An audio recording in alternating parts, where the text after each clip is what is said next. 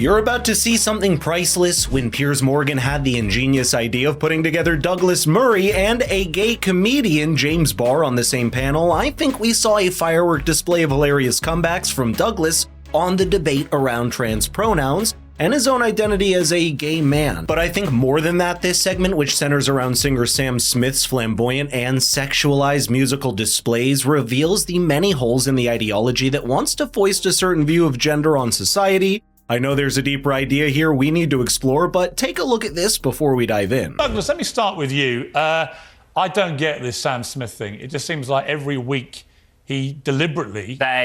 I'm sorry, they, even though there's only one of them.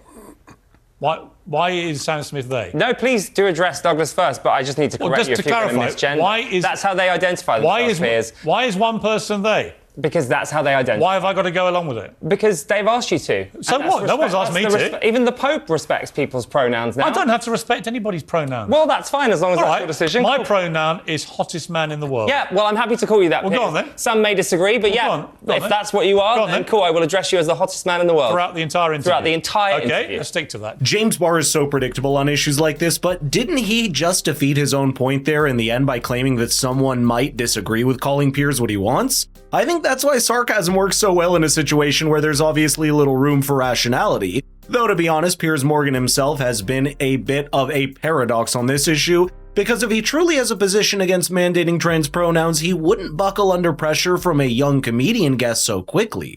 Or it could just be the fact that he's burdened under the responsibility of the channel that he represents and does not want to land them in needless trouble. Because if you've been following Piers for the last few years, there have been quite a few times that he's been cancelled, fired, and ridiculed online for his views on exactly this topic. And there's clearly no shortage of people wanting him off their screen for daring to fall out of line for whatever inclusion and diversity policies these television channels have. There was actually a petition sent out a couple years ago to have Piers Morgan fired for his views on gender, led by precisely the kind of gender activism you see coming from James Barr. A section of that petition complained, and I quote, "In keeping Piers Morgan as the program's main draw, ITV are actively choosing to promote an insidious agenda against transgender people and minorities in general, as though his choice of language he regularly berates and mocks those who do not identify in a way he's willing to comprehend." I think in this particular segment, though, using a pronoun is about the only concession that Piers is willing to give, but if you look at someone as blunt and politically incorrect as Douglas Murray, you see him not giving James Barr or Sam Smith even an inch. Sam Smith. To me, he's just on an ever-deteriorating campaign to be as vulgar and offensive as he possibly can. Am I missing something? He's doing what pop stars have done for decades, which is trying to shock as a means to get publicity. And of course, it's pretty successful. I mean, we're talking about him at the moment. But it's striking that it's sort of very unoriginal. I mean, all the stuff he's doing, the sort of over-sexualized stuff, the sort of satanic stuff. Madonna did this 40 years ago. Pop stars have done this and more for decades now.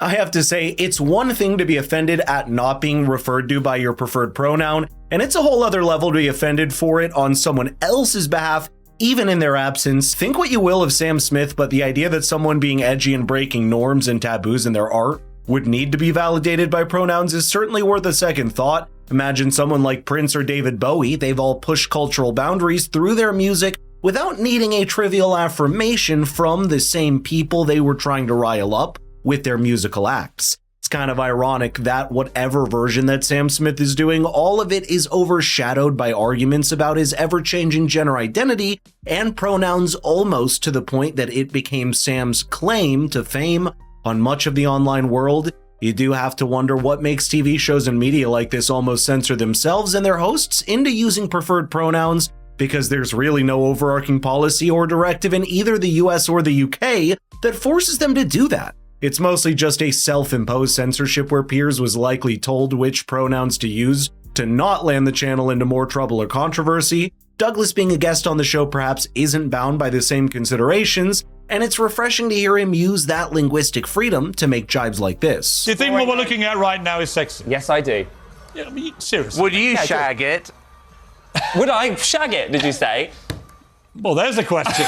Yeah, absolutely I would have sex with Sam. Thank you for asking. You're a braver would you, man Douglas? than me. Because it sounds like you're a little bit too obsessed with them, if I'm honest with you. No, I can assure you I'm not. I know what I like, and I don't like fat, blubbery show-offs who look hideous dressed in lacy pants with their fat spilling out everywhere and doing it in front of as many people as possible to gain attention. I just don't find that sexy. I'm old-fashioned. James? So why on earth are you friends with Piers Morgan? Well, you'll notice, of course, that Piers hasn't appeared on this show naked with nipple tassels on. Yes. I chuckled when Douglas used the gender-neutral pronoun it for Sam Smith, which somehow slipped by James Barr. But apart from that, what separates Sam from many of the other provocative figures in music that have come in the decades prior is that they were actually inviting and ready for the backlash they knew that they'd receive.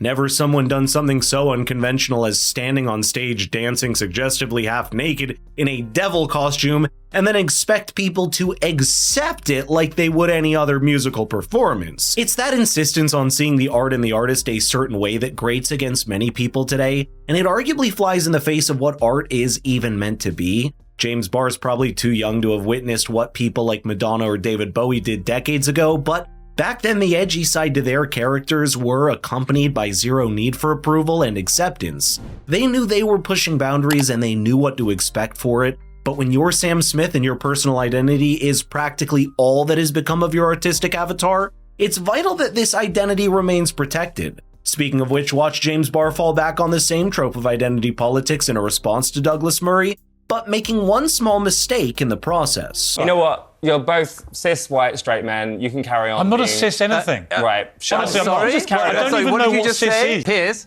wait a second. What did he just say? What did you call us? Repeat it for Douglas. I said you were both... I can't remember, to be honest with you. Cis, white... I think you said... OK, why don't you shut up for a moment? Straight man. I think you said... Well, Douglas isn't straight. I think you said that we're both... Douglas. I think you said we're both cis, white, straight men. First of all, I am white. Secondly, I am a man. Thirdly, I've been out and gay my entire adult life, which is about 25 years now. I don't know how old you are. But I was out as gay when you were still prancing around talking about whether or not you were. So do be quiet. Do stop judging other people. It became tiresome to hear that common fallback on cis, white, straight men as an insulting trope to invalidate someone's arguments. Anyone that has read Douglas Murray's work understands that this game of identities is not one that he's fond of, either being a cis white man or someone who's gay and conservative. Because that's what you do when there's not much substance in your ideas to fall back on. I think this conversation reveals not just the dreams of controlling other people's language that have captured a strand of the far left on the gender debate, but also how easy it is to knock down the weak edifice that modern gender ideology constructs. If you stand your intellectual ground, it's hard to say that Piers Morgan went 100% of the way there for whatever reason. But the presence of someone like Douglas Murray is exactly what's needed on a panel like this to stir up emotions as well as the conversation.